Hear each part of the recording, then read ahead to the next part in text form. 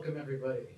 And thank you for being here today, for showing up with your support, with your memories, and with your love for Terry. And in moments like this, simply gathering is an act of love. And so again, thank you all for coming. Before we begin, I want to share something with you, a little saying that Terry and her daughter Allison had between them. Something they'd collected over the years the way many people would collect photographs. Whenever they came across a flower growing up through the crack in the sidewalk, stubborn and beautiful and entirely unconcerned for the odds, they'd smile at each other and say, "Bloom where you're planted." It meant something to them. It meant that you don't need perfect conditions to do something beautiful. You don't need everything to line up.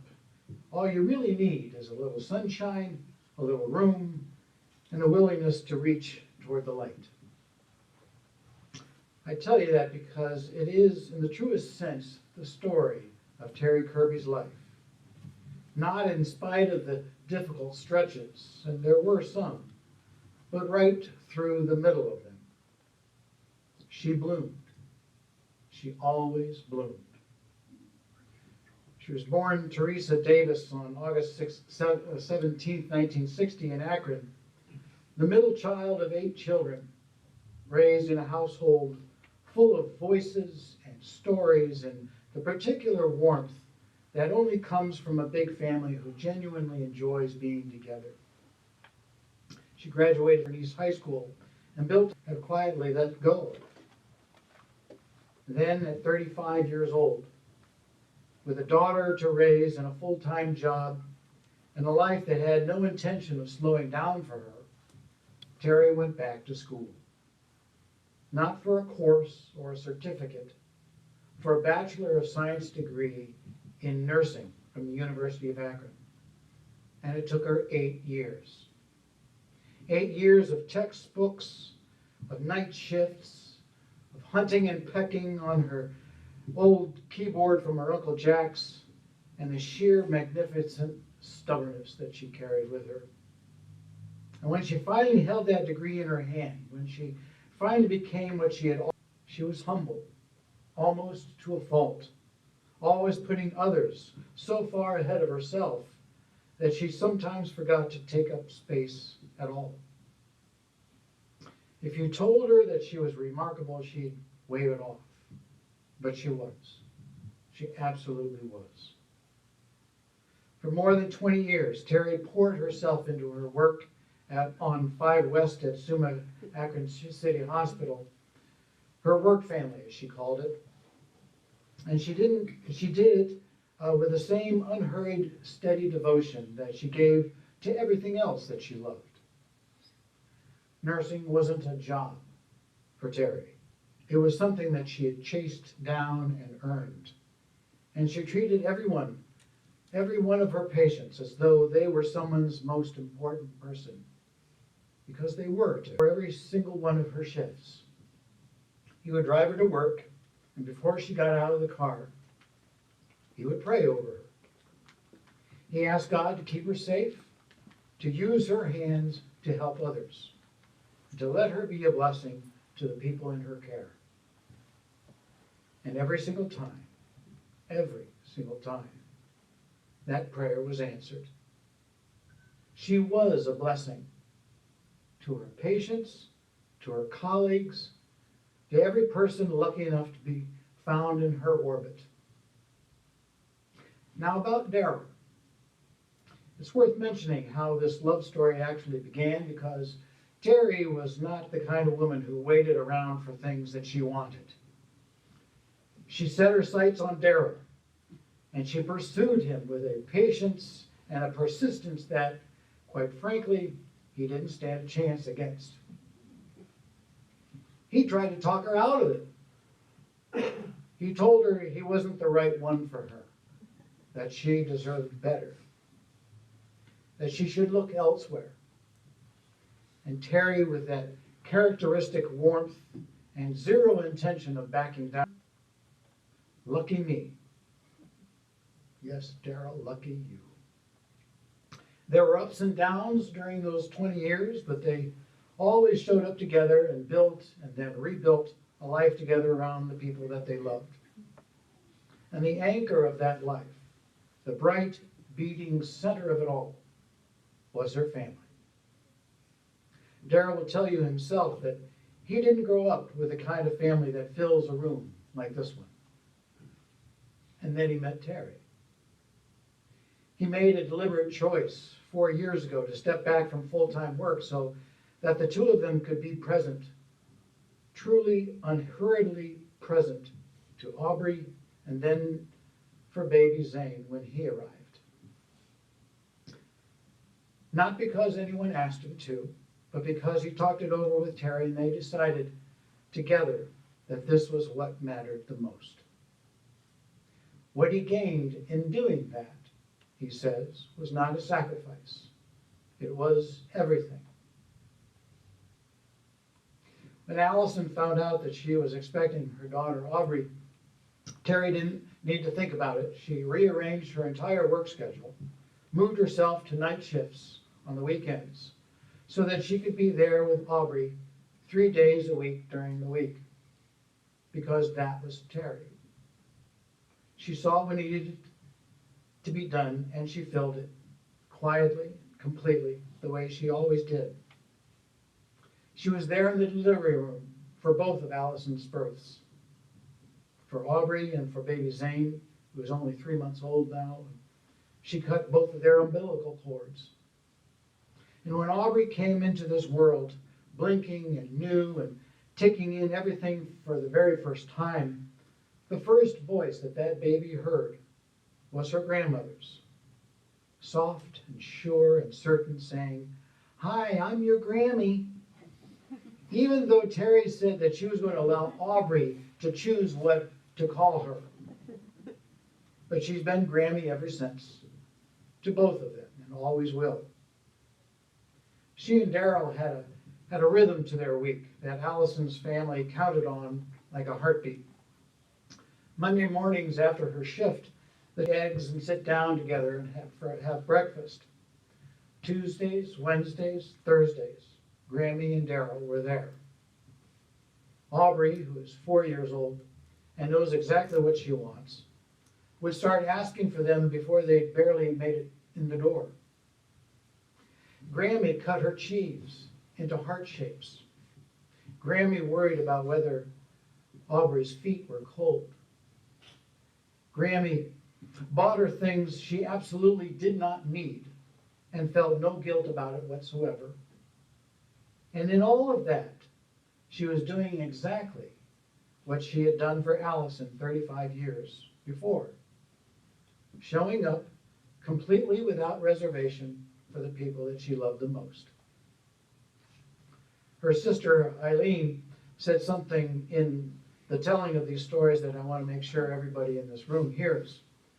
She said, that's how she was with Allison, too. She did that for her, too. That's the kind of mother Terry was. That's the kind of Granny. That's the kind who doesn't change, who just has more people to love. She came from 8 siblings, like I said, and she kept every one of them close. She was the keeper of the family's memory, the one who remembered the old stories and old sayings, the threads that connected them all to where they'd come from. When her brothers and sisters needed to be reminded who they were and where they'd been, they'd find their way to Terry. Her nieces and nephews, and there are many, each calling her by their own special name, Auntie Theresa, Tear Bear, or T, which later became T-Pain, but she adored them all. She was genuinely, infectiously proud of each and every one of them, their careers, their talents, their milestones, and she showed up for all of it. She spoiled them and bragged about them, and if someone in the family needed something, some money, a place to stay, a steady hand, or a soft place to land, They went to Terry. She found a way. She always found a way. There are sayings that she carried forward from her mother and grandmother, little ribbons of language that she kept alive by passing them on. For example, when she was brushing Allison's hair and later Aubrey's, she'd say what her mother had once said to her. Sometimes it hurts to be so beautiful.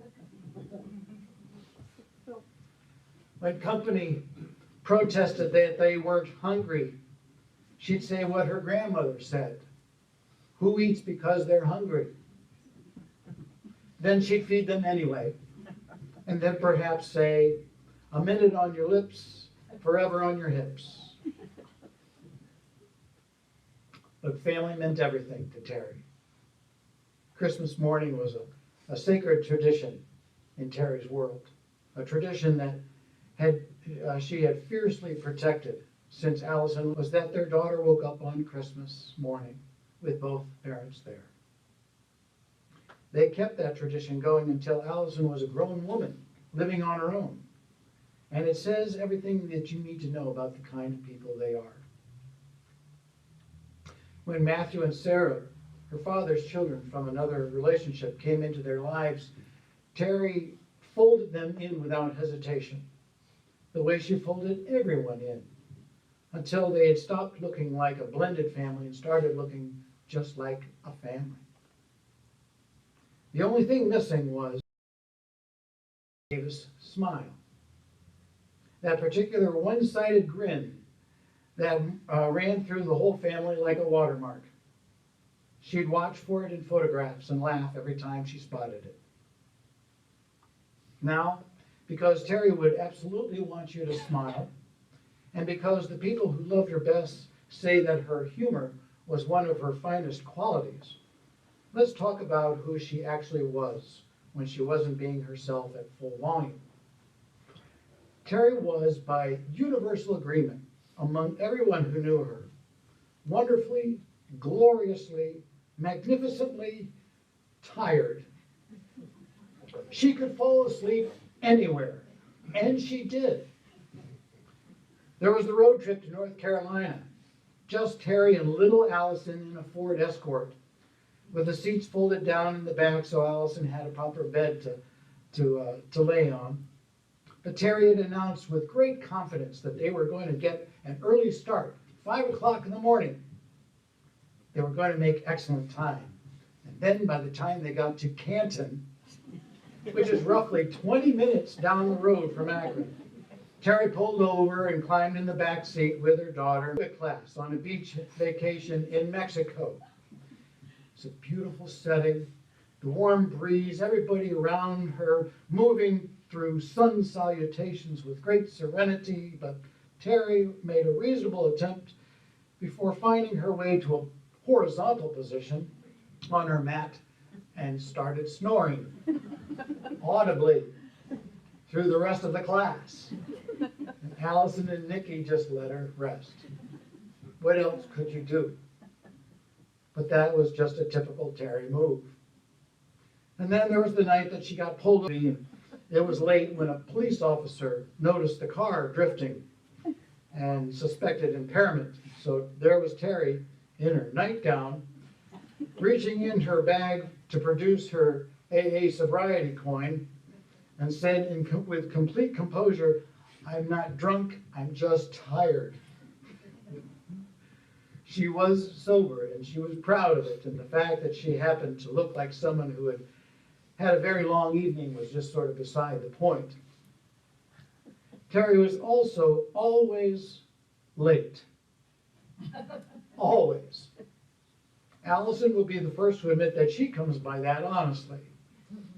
And on a separate North Carolina trip, cousins Caroline and Jerry were along for the ride in a rental, and they made the entire 8-hour drive without a single problem, only to get their car wedged between the poles of exit 51A sign on the very last exit.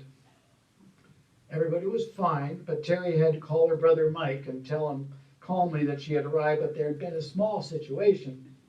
So Mike came over and met him nearby pizza place and sorted it all out because that's what brothers do. And they had a whole interior life of simple, genuine pleasures, and she made no apologies for them. She was a Cleveland sports fan, the way the people around this part of Ohio do, completely without a trace of embarrassment.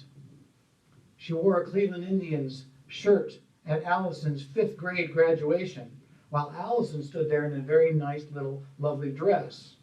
And Terry genuinely couldn't understand what all the fuss was about, and Allison has been giving her a hard time about it ever since.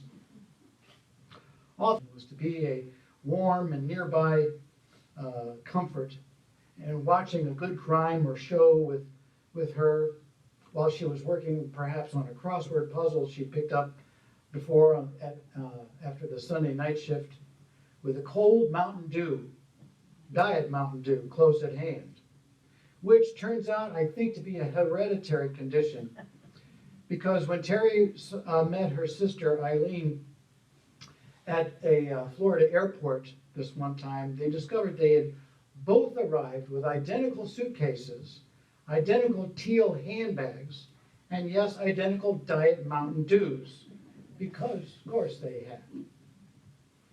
Over the past 4 years of August, there was a water park in Columbus and a trip to Texas to see Daryl's family. But closer to home, she loved Fiesta Pizza, the way anyone growing up around Goodyear Heights loves Fiesta Pizza. And then there was the quiet personal joy that she had recently allowed herself to experience by getting her nails done.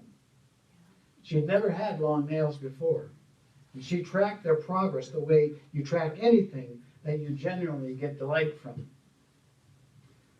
Just days before Zane's birthday, Terry and Daryl quit smoking together, and she was counting the days out loud.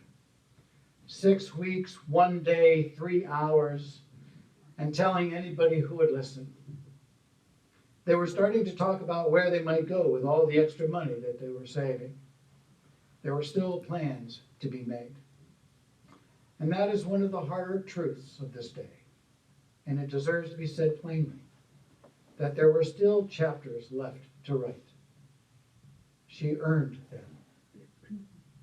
But before we continue, I'd like to open this time to those who would like to speak, whether it's a memory or a moment or a simple truth about Terry that deserves to be heard in this room. So I now open the floor to all of you to say something. Yeah. All right. My mom, she would always come to our rescue, if I needed anything after I had Zane. If I needed them to come over and sit with me, so I sit with the kids, so I can empty the dishwasher and get my head start for the day. That was them coming to my rescue now, or at the time when I was in high school and I threw my retainer in the trash in the cafeteria, and she came up and dug through the trash bags in the east my parking lot to find my retainer. She came to my rescue then. I don't remember if she found it, but I'm sure she remembered if she found it or not. There were some times that she needed rescued though, like physically needed rescued, when we lived on Britton Road in a 2nd-story duplex. She had shut her bedroom door. It had a weird deadbolt on it, and it locked. Her car keys were in there. So she climbs out the kitchen window across this awning and has to jump in her bedroom window, but it's high. She can't do it, and the awning starts collapsing. We had to call 911, and the fire department had to come and get her down.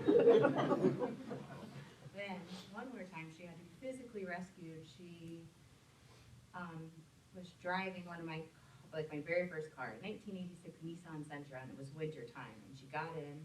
The doors only open from you had to roll the window down.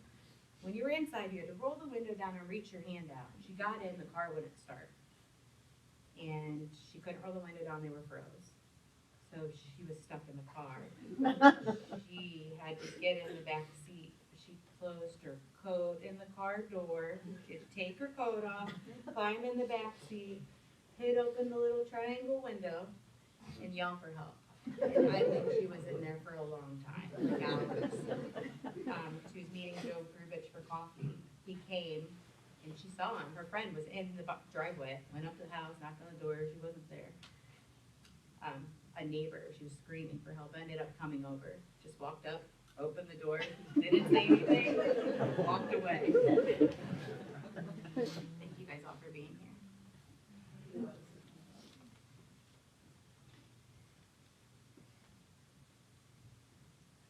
Anyone else? Yeah, I am Terry's cousin. To give you an example of what her sense of humor was, trip to California. And before that, Mom had sorted she had her pill box of all of them sorted and everything and separated. Terry was working at the hospital. And my mom took the pills before, and it was the wrong pill box, and it was like 7 Vicodin. And so she didn't remember. So they took her to the emergency room just to make sure that she's okay and everything. And who happens to be there? Terry. And Terry comes in and says, "Aunt Mary, I thought you kicked that habit a long time ago." She's making a real loud scene and everything, and everybody's laughing, but Mom was like real embarrassed. But that was just her sense of humor, and that was just kind of an example of what she was like. And so that was just one of those times that I thought was funny.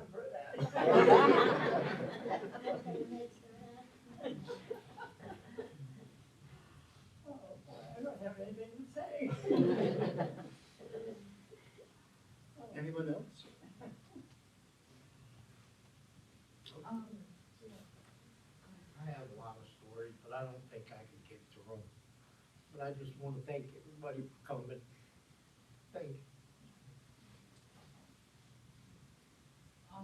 One thing I want to thank Terry for was she really stepped up when my dad was elderly and took him in and tagged him with my brother Jim. Just she gave and gave.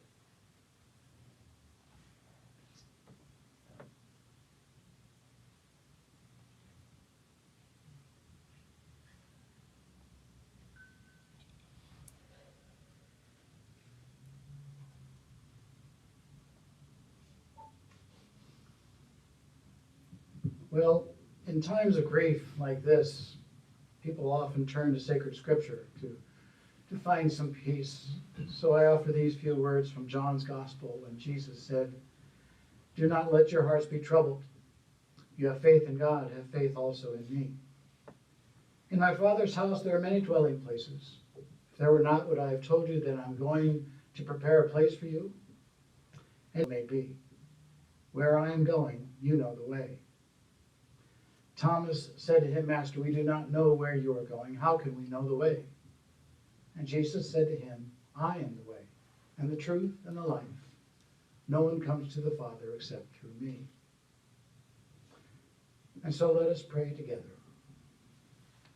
Gracious and tender God, we come to you today with hearts that are so full that they ache, carrying a love that doesn't know how to be set down.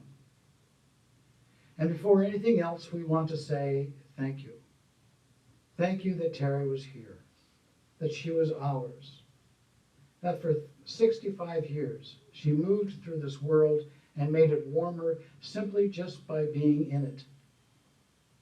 We thank you for her humor, the dad jokes, the corny one-liners, the ability to make people laugh without even trying, because she was just being herself, and herself that cut the cord of 2 grandchildren she adored, that cut Aubrey's cheese into heart shapes, that learned the art of healing, and went to work night after night on behalf of strangers who became, in some small way, her people too. Thank you for all the ways that she loved, not in grand gestures, but in quiet, steady, show up every time faithfulness. Thank you for the 20 years she and Daryl walked together, for the prayers he said over her before every shift, and for the light that keeps us from feeling this loss, but the kind that holds us while we do. We hold Allison, who was Terry's greatest pride and her truest companion through all the seasons of life. Hold Daryl, who loved her faithfully and well. Hold little Aubrey and baby Zane, who will grow up knowing that they were adored by a Grammy who arranged her whole world to be close to them. Hold every niece, every nephew, every sibling, everyone who called her T-Pain or Tearberry or Aunt Theresa, and felt in those names the warmth of being claimed by her. And for Terry, wherever she is blooming now, may she know what we all know, that she was more than enough, that she was Tess Trueheart in the fullest and most beautiful sense of the name, that the flower that she planted in every life she still touched is growing, still reaching toward the light. Amen. Grief has a way of making us feel like we are standing at the edge of something, like we are looking at a door that has been closed and trying to figure out what comes next. And what comes next is hard. There's no gentle way to say that. The chair at the breakfast table, the voice on the other end of the phone, the person who remembered the old sayings and kept the family stitched together. Those absences don't fill easily, and they're not supposed to. But Terry was not someone who would want you to stand at that edge for very long. She was someone who moved forward toward people, who arranged her schedule, drove through the night, climbed in the back seat, and prayed quietly before everything hard that she had to do. She didn't wait for perfect conditions. She just kept moving forward. And she would she would need for you to do the same. There's a whole generation of people in this room who learned how to love by watching her do it. Allison knows how to show up completely for her children because her mother showed her what that looks like. Perhaps Aubrey will someday be brushing her daughter's hair and say something her mother once said to her, not even remembering where it came from. And it will have come from Terry. Daryl knows what it means to be chosen, to be prayed over, to be somebody's person, because for 20 years, he was hers. Every niece and nephew who felt seen and spoiled and bragged about knows something about their own worth because she reflected it back to them. That is not nothing. That is everything. That is the only kind of legacy that actually lasts. So carry her forward. Carry the Davis smile and the corny jokes and the absolute refusal to arrive anywhere on time. Carry the knowledge that it is never too late to become what you always wanted to be. Carry the habit of looking at the crack in the sidewalk and seeing not an obstacle, but a place where something beautiful decided to grow anyway. Go bloom where you're planted. That's what she wanted. That's the whole thing. This concludes our service for Terry. Please know that my heart goes out to all of you for your loss. May the Lord bless you and keep you. May the Lord's face shine upon you and be gracious to you. May the Lord lift up his countenance upon you and grant you peace.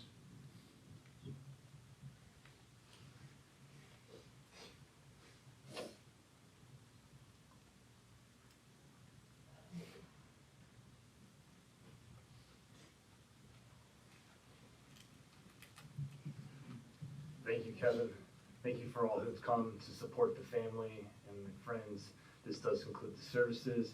At this time, Kevin's going to play a song on request from the family, and when doing so, you're excused when you are ready. Thank you all.